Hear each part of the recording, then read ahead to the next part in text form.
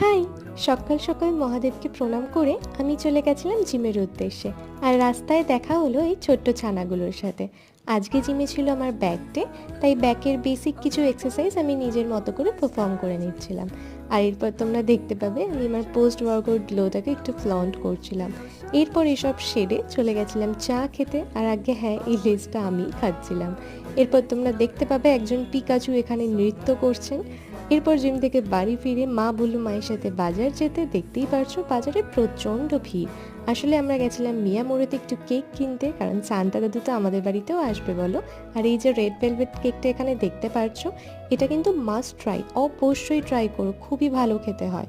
এরপর বাড়িতে এসে ফ্রেশ হয়ে আমি চলে গেছিলাম ছাদে রোদ পোহাতে। আর এখানে দেখছিলাম সূর্যি মামার লুকোচুরি খেলা। আর সন্ধে হতে না হতেই চলে গেছিলাম একটু কফি খেতে। আজকের ব্লগটা এখানেই শেষ করছি। আবার দেখা হবে অন্য ভিডিওতে। ওকে, বাই।